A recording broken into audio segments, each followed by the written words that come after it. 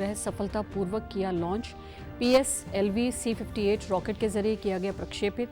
PM Narendra Modi ने दी बधाई। देश भर में हर्षोल्लास के साथ नववर्ष का स्वागत। राष्ट्रपति, उपराष्ट्रपति और प्रधानमंत्री ने नववर्ष की देशवासियों को दी शुभकामनाएं। कहा, साल 2024 सभी के लिए सुख, शांति और समृद्धि लाए। प्रधानमंत्री गरीब कल्याण अन्न योजना के तहत आज से अगले 5 साल 81 करोड़ से अधिक लाभार्थियों को मिलेगा मुफ्त अनाज। कैबिनेट ने नवंबर में योजना को आगे बढ़ाने की दी थी मंजूरी। और प्रदेश के स्वास्थ्य विभाग के महानिदेशक डॉक्टर रणदीप सिंह पुनिया ने यमुनानगर में स्वास्थ्य सेवाओं का लिया जायजा। कहा, कोविड के नए वेरिएंट को लेकर सरकार पूरी तरह अलर्ट।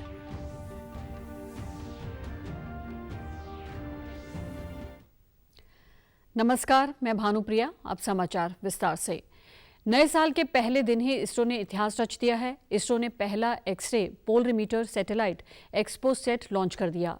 यह भारत का पहला पोलरीमीटर मिशन है। इसमें PSLV C-58 के साथ एक्सरे पोलरीमीटर सैटेलाइट को भेजा गया। PSLV C-58 ने एक्सपोसैट के साथ 10 अन्य वैज्ञानिक प्लॉट्स का भी प्रक्षेपण किया। ये मिशन काफ़ी खास है क्योंकि इसमें ये एक्सरे डेटा का अहम डेटा जुटाएगा और इससे हमको ब्रह्मांड को बेहतर तरीके से समझने में मदद मिलेगी। ब्लैक होल की रहस्यमय दुनिया का अध्ययन करना भी इस मिशन में शामिल है। We also have the experiments sponsored by various non-governmental entities, space startups in India, powered through the InSpace coordination process. So congratulations to InSpace for enabling all these payloads on board the PSLV.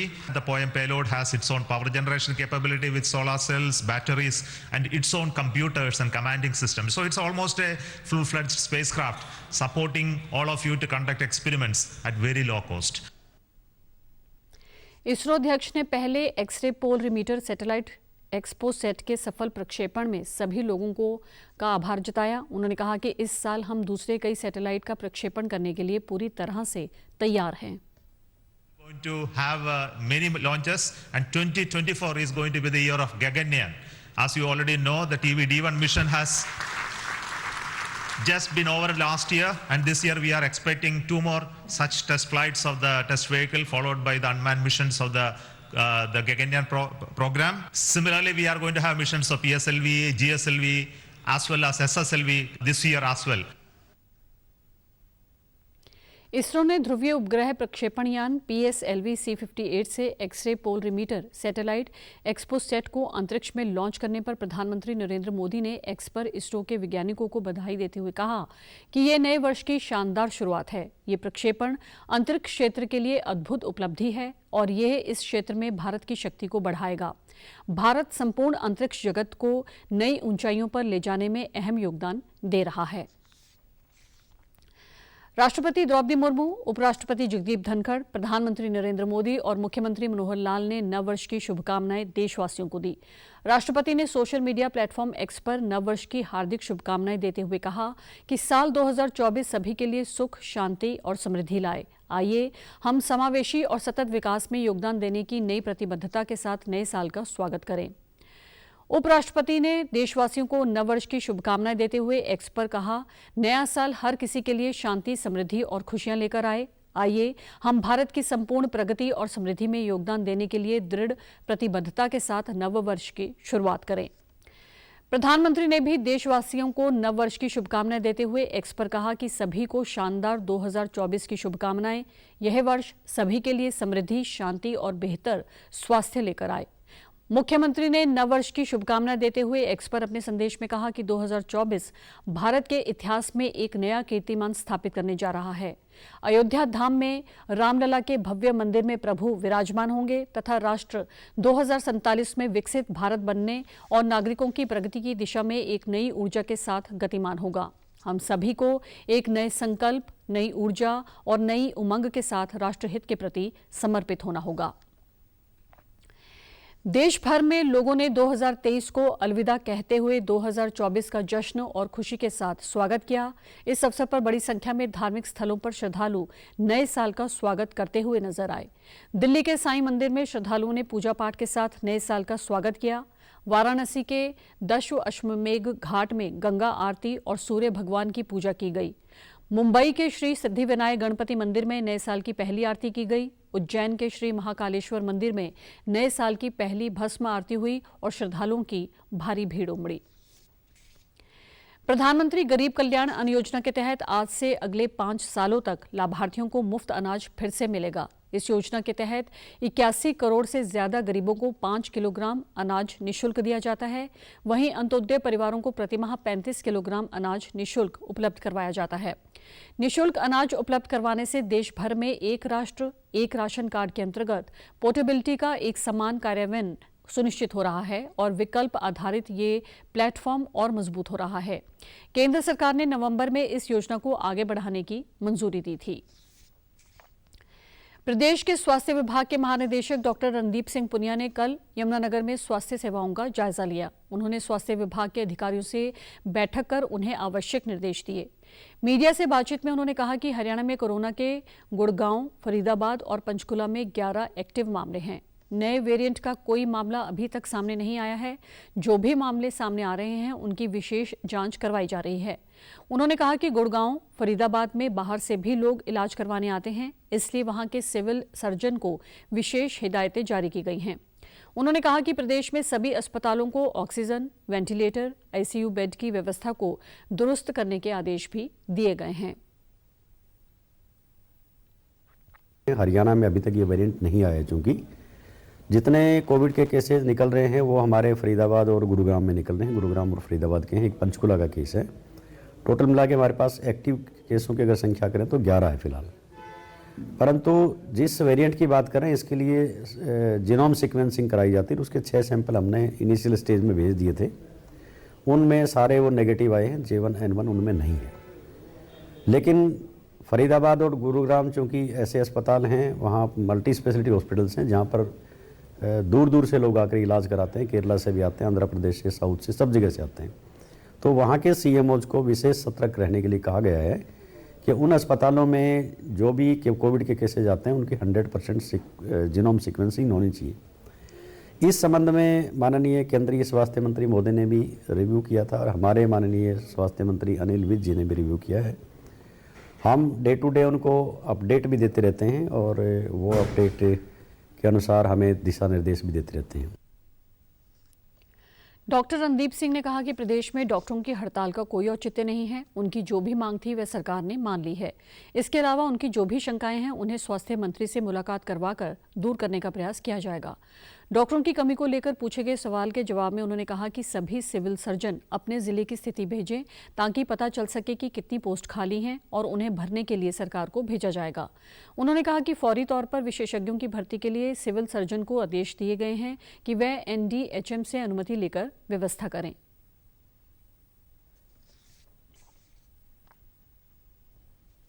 देखिए, doctors का जहाँ तक सवाल है, आपको पता है कि सतत रूप से हम लोग भर्तियां कर रहे हैं। पिछली बार भी 900 के करीबन हमने भर्तियां की थी, उसमें काफ़ी लोगों ने ज्वाइन भी किया था, परंतु छोड़ भी जाते हैं उसमें। तो ये एक सतत प्रक्रिया है, उसमें प्रयास हमारा यही रहता है कि हम ज़्यादा से ज़्यादा संख्या में जो हमारी खाली पोस्ट है उनको भर सकें।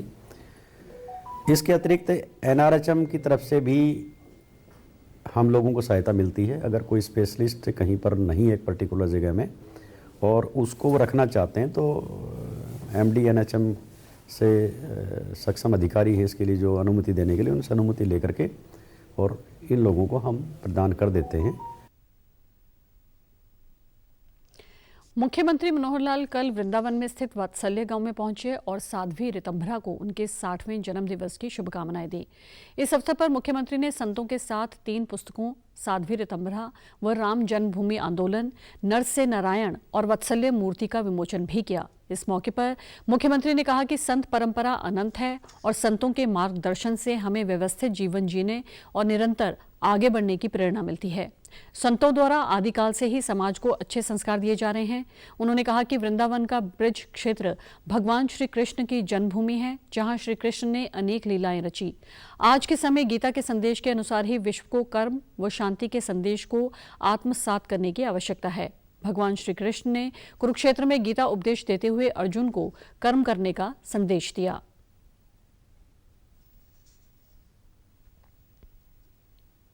मथुरा भगवान कृष्ण जी की जन्म भूमि, भगवान कृष्ण जी ने जिस लीला के नाते से अपनी प्रसिद्धि प्राप्त की है इस भूमि में हम सब लोग जानते हैं। और इसके बाद सारे देश में जिस प्रकार से उन्होंने गुजरात से लेकर के और कुरुक्षेत्र तक भगवान कृष्ण की लीलाएं, महाभारत का युद्ध, श्रीमद् भागवत गीता का संदेश, और एक ऐसा प्रसंग दुनिया में कहीं नहीं मिलता कि युद्ध में जीवन जीने का सार, कि जीवन कैसे जिया जाए, युद्ध भूमि बताया जा रहा है। मुख्यमंत्री ने कहा कि हमें वर्षों से जिसका इंतजार था अब वह दिन आने वाला है। आगामी 22 जनवरी को अयोध्या में रामलला आने वाले हैं। हम सभी 22 जनवरी को दिवाली मनाएंगे। इसके अलावा उन्होंने कहा कि समाज को स्वस्थ व दुरुस्त बनाने के लिए सबसे जरूरी है कि नशे जैसी बीमारी को खत्म किया जाए। मुख्यमंत्री ने कार्यक्रम में सभी संतों व आम जनता को वर्ष 2024 की हार्दिक शुभकामनाएं दी। 22 जनवरी का वो दिन आने वाला है जिसकी वर्षों से इंतजार है, वर्षों से इंतजार है। उस दिन वही भाव जो भगवान कृष्ण, जो भगवान श्री रामचंद्र जी अयोध्या में पहुंचे थे लंका विजय करके, और जब भगवान राम जी का आगमन अयोध्या में हुआ, उस दिन की जो खुशी हुई होगी, मैं समझता हूं 22 जनवरी के दिन उससे कम खुशी नहीं, उससे ज्यादा ही खुशी होगी। एक दिवाली, नई दिवाली हमको उस दिन मनानी है।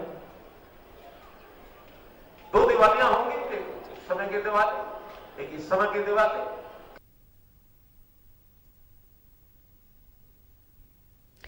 कैथल की सहकारी चीनी मिल में गन्ने की आवक लगातार जारी है। हरियाणा सरकार द्वारा किसानों को गन्ने का रेट 386 रुपये प्रति क्विंटल दिया जा रहा है। कैथल सहकारी चीनी मिल के प्रबंध निदेशक ब्रह्म प्रकाश ने बताया कि मिल में प्रतिदिन 25,000 क्विंटल गन्ने की पिराई की जा रही है।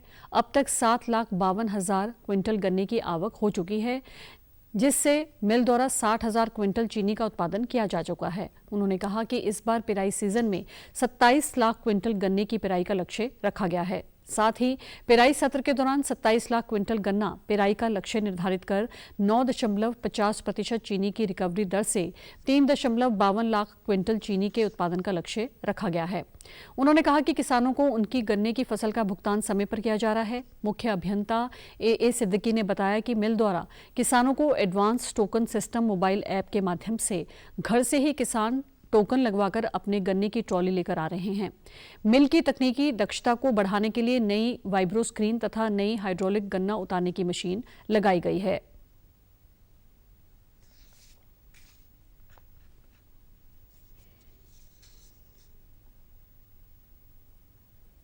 अब तक जो हमारा जो 7,52,000 गन्ना 7,52,000 क्विंटल गन्ना का अराइवल हो चुका है। इसकी हमने क्रशिंग कर चुके हैं और इससे जो चीनी पैदा हुई है अब तक 60,750 क्विंटल शुगर का प्रोडक्शन हुआ है। हमारा जो टोटल टारगेट है गन्ना पिराई का, वो हमारा 27 लाख क्विंटल गन्ना हमारे को मिलने की उम्मीद है। किसानों की सभी सुविधाओं का पूरा ख्याल रखा जा रहा है। किसानों के लिए अटल किसान कैंटीन का प्रबंध किया गया है। उनके रात में रुकने के लिए गेस्ट हाउस है जिसमें सभी सुविधाएं हैं। किसानों ने कहा कि हरियाणा सरकार द्वारा गन्ने का रेट 386 रुपये प्रति क्विंटल करने से वे काफ़ी खुश हैं और सरकार द्वारा अगले वर्ष के लिए भी गन्ने का रेट बढ़ाकर 400 रुपये प्रति क्विंटल करने की घोषणा पर वे सरकार का धन्यवाद करते हैं। चीनी मिल द्वारा किसानों की सुविधा के बहुत अच्छे प्रबंध किए गए हैं, जिससे उन्हें कोई दिक्कत नहीं हो रही है। मिल द्वारा गन्ने का भुगतान भी किसानों को समय पर किया जा रहा है। बहुत अच्छा चल रहा है मिल, और जो हमारा रेट है जो हरियाणा का बिल्कुल अदर स्टेट से सबसे ज़्यादा है, 386 का रेट है। और जैसे माननीय मुख्यमंत्री जी ने अपने बयान में कहा है अभी अगले साल 14 रुपये और बढ़ा देंगे, तो इससे हमें खुशी है। और ये जो यहाँ की व्यवस्था है हमारे मिल की अच्छी है, काफ़ी अच्छी व्यवस्था है। मिल का रेट बहुत अच्छा है, 386 रुपये क्विंटल अदर स्टेट से फालतू रेट है। और सरकार ने, मुख्यमंत्री जी ने ये भी घोषणा की कि अगले साल ऑटोमेटिक ही 14 रुपये बढ़ के 400 रुपये रेट कर दिया जाएगा। मील में कैंटीन भी है जो 10 रुपये में खाना देती है और बैठने के लिए सोने के लिए भी बढ़िया सुविधा गद्दे लगा रखा है। बहुत बढ़िया चल रहा, अच्छा चल रहा मील, कोई दिक्कत वाली बात नहीं थी। 386 रुपये का रेट चल रहा। आगे वो घोषणा किया सरकार ने भी 400 रुपये कर देंगे ऑटोमेटिक। अच्छी सुविधा रहने की, खाने की कोई दिक्कत वाली बात नहीं। और जी कंटीन चाय के लिए उस साइड भी है, खाने खुने की बढ़िया सुविधा जी, कोई तंगी वाली बात नहीं इस मील में जी। प्रदेश के पूर्व मुख्यमंत्री एवं विधानसभा में विपक्ष के नेता भूपिंदर सिंह हुड्डा ने भी हरियाणा वासियों को नववर्ष की शुभकामनाएं दी। उन्होंने कहा कि नववर्ष हर व्यक्ति के जीवन में खुशियां लेकर आए। वे आज रोहतक में नववर्ष के अवसर पर पत्रकारों से बातचीत कर रहे थे। उन्होंने कांग्रेस पार्टी के कार्यकर्ताओं से मुलाकात भी की। इस दौरान उन्होंने हरियाणा कांग्रेस की ओर से चलाए गए जनसंपर्क कार्यक्रमों की जानकारी देते हुए कहा कि कांग्रेस पार्टी निरंतर जनसंपर्क कर लोगों को पार्टी की नीतियों के बारे में अवगत करा रही है।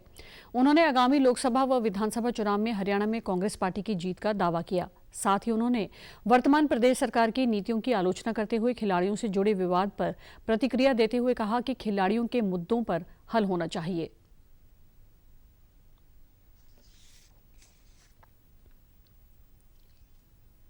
लोग मन बना चुके हैं। हरियाणा के लोग 36 बिरादरी मन बना चुके हैं कि आने वाली सरकार कांग्रेस पार्टी की होगी। कार्यक्रम चल रहे हैं हमारे, क्या नाम आपका, आक्रोश रैलियां चल रही हैं। विपक्ष आपके समक्ष हर जगह कर चुके हैं। हाथ से हाथ जोड़ो प्रोग्राम चला है, अब और कार्यक्रम चल रहे हैं। आज भी जनसंपर्क में चल रहे हैं। लोग मन बना चुके हैं, 36 बिरादरी मन बना चुके हैं कि 2024 में कांग्रेस की सरकार बनेगी। हमारी बेटियां पहले वहाँ जंतर मंतर में बैठी थी, क्या उनके साथ व्यवहार हुआ, और जो प्रदेश खेल और खिलाड़ियों में हरियाणा नंबर 1 था, आज कहाँ है?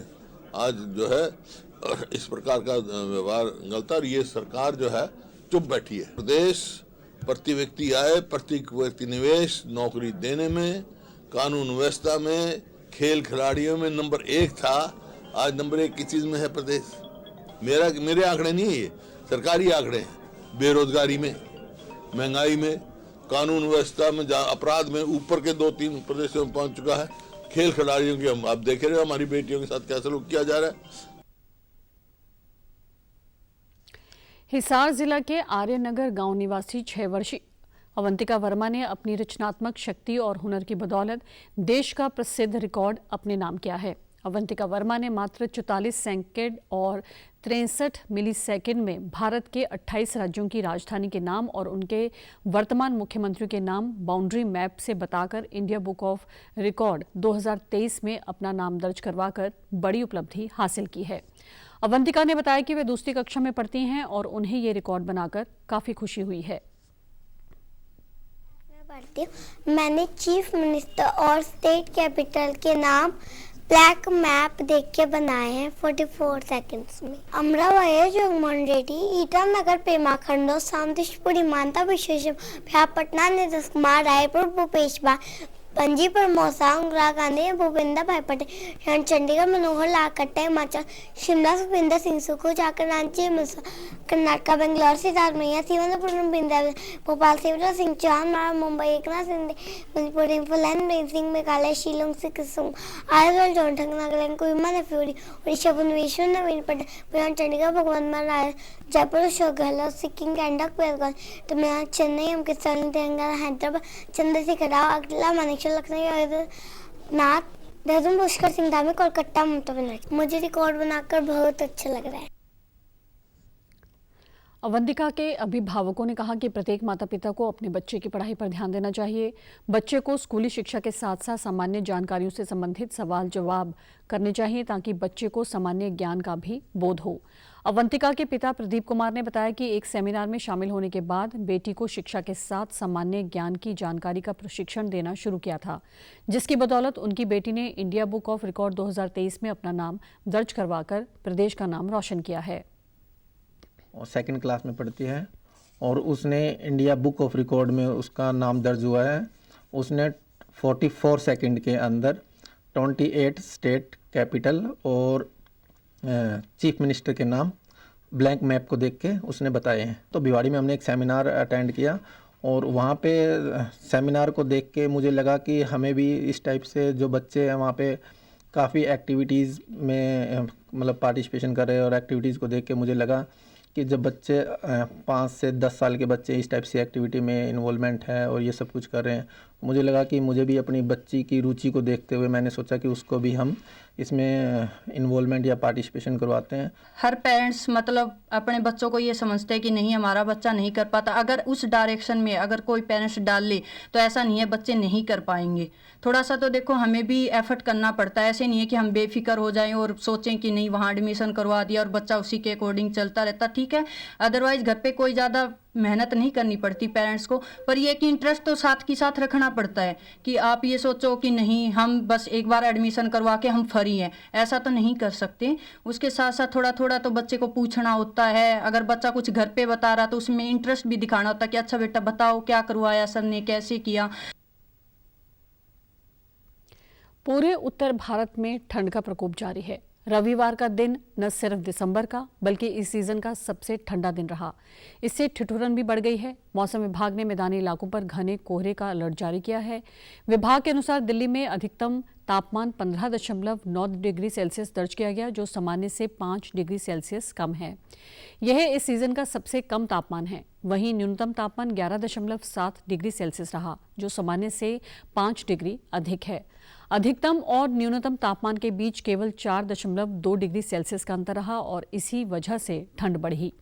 31 दिसंबर का दिन 3 सालों में सबसे ज्यादा ठंडा रहा। इससे पहले साल 2020 में 31 दिसंबर को अधिक तापमान 16.4 डिग्री सेल्सियस दर्ज किया गया था। इसके बाद वर्ष का आखिरी दिन इसका अधिकतम तापमान सबसे कम दर्ज किया गया है। हरियाणा, पंजाब और चंडीगढ़ में भी ठंड का प्रकोप जारी है। नए साल के दिन भी पूरा उत्तर भारत कोहरे के आगोश में है। दिल्ली एनसीआर के इलाकों में आज भी कोहरा दिख रहा है। कोहरे की वजह से इंडियन रेलवे की कई ट्रेनें रद्द कर दी गई हैं। नए साल पर गुजरात ने गिनीज बुक ऑफ रिकॉर्ड में अपना नाम दर्ज करवा लिया है। गुजरात के मोढेरा स्टेडियम मंदिर में सुबह सूर्य नमस्कार कार्यक्रम हुआ, जिसमें मुख्यमंत्री भूपेंद्र पटेल और गृह मंत्री हर्ष संघवी ने भी भाग लिया। नए साल के आगाज के साथ गुजरात में एक साथ सबसे अधिक लोगों द्वारा 108 स्थानों पर सूर्य नमस्कार करने का गिनीज वर्ल्ड रिकॉर्ड बनाया गया है। प्रधानमंत्री नरेंद्र मोदी ने सोशल मीडिया एक्स पर एक पोस्ट से गुजरात द्वारा एक साथ सूर्य नमस्कार करने के गिनीज वर्ल्ड रिकॉर्ड पर प्रसन्नता जाहिर करते हुए लिखा कि गुजरात ने एक उल्लेखनीय उपलब्धि के साथ 2024 का स्वागत किया है। एक साथ सबसे अधिक लोगों द्वारा 108 स्थानों पर सूर्य नमस्कार करने का गिनीज वर्ल्ड रिकॉर्ड बनाकर, जैसा कि हम सभी जानते हैं कि हमारी संस्कृति में 108 का विशेष महत्व है। आयोजन स्थलों में प्रतिष्ठित मोढेरा सूर्य मंदिर भी शामिल है, जहां कई लोग शामिल हुए। ये वास्तव में योग और हमारी सांस्कृतिक विरासत के प्रति हमारी प्रतिबद्धता का सच्चा प्रमाण है।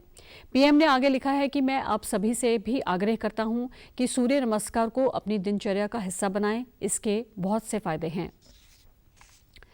विकसित भारत संकल्प यात्रा के अंतर्गत पंचकुला जिले में अब तक लगभग 1,30,000 से अधिक लोग लाभान्वित हो चुके हैं। इसी कड़ी में आज यात्रा के अभयपुर गांव पहुंचने पर ग्रामीणों ने जोरदार स्वागत किया। इस अवसर पर विधानसभा अध्यक्ष ज्ञानचंद गुप्ता ने मुख्य अतिथि के तौर पर शिरकत की। यात्रा के दौरान लाभार्थियों को सरकारी योजनाओं का लाभ मौके पर ही दिया गया।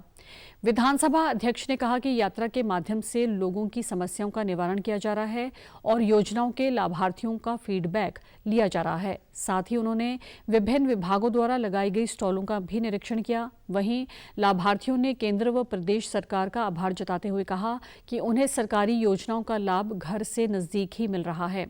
मोदी केवल गारंटी कहते नहीं बल्कि गारंटी देते भी हैं। मेरा गैस चूल्हा मिला और गैस चूल्हा पाइप सिलेंडर, और मेरा बहुत खुशी हुई। मैं चूल्हा जला रखे थे। मोदी जी की तरफ से धन्यवाद। आज पहली बार हमारी पेंशन लगी हुई है। सरकार ने जो कुछ भी किया हमारे लिए बहुत अच्छा किया। बहुत मेहरबानी है सरकार की, जिससे हमारा घर गृहस्थी का गुजारा चल सकता है, नहीं तो हम बोझ बने बैठे थे। इसलिए हम सरकार का आभार व्यक्त करते हैं। आप लोगों को बड़ी मेहरबानी। मेरी पेंशन पहली बार पेंशन लगी है। मैं सरकार का बहुत धन्यवाद करता हूँ। हिसार गुरु जम्बेश्वर विज्ञान एवं प्रौद्योगिकी विश्वविद्यालय आगामी शैक्षणिक स्तर से कई रोजगार परक कोर्स शुरू करने जा रहा है। कुलपति प्रोफेसर नरसी राम विश्नोई ने बताया कि वर्तमान समय की मांग के अनुरूप कई और रोजगार परक शुरू किए जा रहे हैं। ये कोर्स नियमित और दूरस्थ शिक्षा दोनों ही माध्यमों से आरंभ किए जाएंगे। विश्वविद्यालय द्वारा आगामी सत्र से 5 वर्षीय बीकॉम, एमकॉम इंटीग्रेटेड, 5 वर्षीय BSc MCA integrated, BTech artificial intelligence and data science, BA LLB, BA BEd, BSc BEd, MSc geography 5 वर्षीय, BA MSc geography integrated, diploma in medical laboratory techniques तथा डिप्लोमा इन फार्मेसी नए academic programmes आरंभ किए जाएंगे। दूरस्थ शिक्षा के माध्यम से कई नए ऑनलाइन एकेडमिक प्रोग्राम्स आरंभ किए जा रहे हैं। इनमें MBA general, M Com, MA mass communication, MCA, BCA diploma in computer application, MA Hindi तथा diploma in artificial intelligence and data science इत्यादि शामिल हैं। In computer application and online diploma in artificial intelligence and data science. आजकल artificial intelligence and data science के ऊपर जो है data science जो है ऑनलाइन कोर्सेज जो है कि डेटा साइंस की आजकल काफ़ी डिमांड है। तो बीएससी एमएससी हमने लास्ट ईयर स्टार्ट की थी तो काफ़ी अच्छा रिस्पांस था। इस बार हम बीटेक भी artificial intelligence and data science में करेंगे और ऑनलाइन एक डिप्लोमा आर्टिफिशियल इंटेलिजेंस में करेंगे। भारत को 2047 तक विकसित भारत बनाने में विश्वविद्यालयों की अहम भूमिका रहेगी। ऐसे में विश्वविद्यालयों को वैश्विक चुनौतियों के लिए तैयार करना व मजबूत करना आवश्यक है। विद्यार्थियों को रोजगार उन्मुख एकेडमिक प्रोग्राम्स उपलब्ध करवाने के साथ साथ उनके व्यक्तित्व विकास को बेहतर करना भी विश्वविद्यालयों की जिम्मेदारी है। डिपार्टमेंट के विश्वविद्यालय के अंदर हम लॉ डिपार्टमेंट हम आरम्भ कर रहे हैं और एजुकेशन डिपार्टमेंट के अंदर जो है BA BEd and BSc BEd जो है इस वर्ष से स्टार्ट होंगे, एडमिशन होंगे। और योगा के अंदर जो है बीएससी और एमएससी इंटीग्रेटेड जो है कोर्स स्टार्ट कर रहे हैं। और बीटेक जो है artificial intelligence and data science 60 seat units के हिसाब से 12 बीटेक हमारे पास ऑलरेडी हैं, ये 13 बीटेक होगी हमारे पास। पेरिस में अगले वर्ष जुलाई अगस्त में प्रस्तावित ओलंपिक में प्रवेश के लिए झारखंड में आयोजित की जाने वाली हॉकी क्वालिफायर के लिए भारतीय महिला हॉकी टीम के 18 सदस्यों की घोषणा कर दी गई है। ये प्रतियोगिता अगले महीने रांची में 13 से 19 जनवरी तक खेली जाएगी। इस प्रतियोगिता में 8 टीमें हिस्सा ले रही हैं। प्रतियोगिता की शीर्ष 3 टीमों को 2024 के पेरिस ओलंपिक में प्रवेश मिलेगा। गोलकीपर सविता पुनिया भारतीय टीम की कप्तान और वंदना कटारिया उप कप्तान होंगी। प्रतियोगिता में भारतीय टीम को पूल बी में रखा गया है। इसी पूल में न्यूजीलैंड, इटली और अमेरिका भी हैं। जर्मनी, जापान, चिली और चेक गणराज्य पूल ए में हैं। रक्षा अनुसंधान एवं विकास संगठन DRDO का आज 66वां स्थापना दिवस है। हर साल ये दिन 1 जनवरी को मनाया जाता है। आइए न्यूज़ लेंस में जानें DRDO के महत्व और इसकी कार्यप्रणाली के विषय में।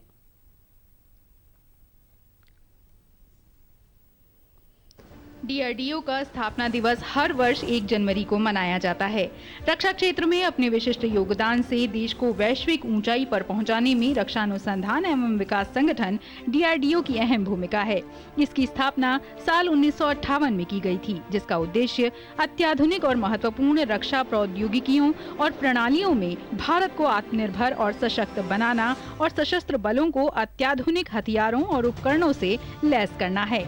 रक्षा अनुसंधान एवं विकास संगठन DRDO भारत सरकार के रक्षा मंत्रालय के प्रशासनिक नियंत्रण के अधीन काम करता है। वर्तमान में डॉक्टर जी समीर कामत DRDO के चेयरमैन हैं। DRDO के पास अत्याधुनिक प्रयोगशालाओं का एक समूह है जो रक्षा प्रौद्योगिकी के विभिन्न क्षेत्रों जैसे समाचारों में आज इतना ही। नमस्कार।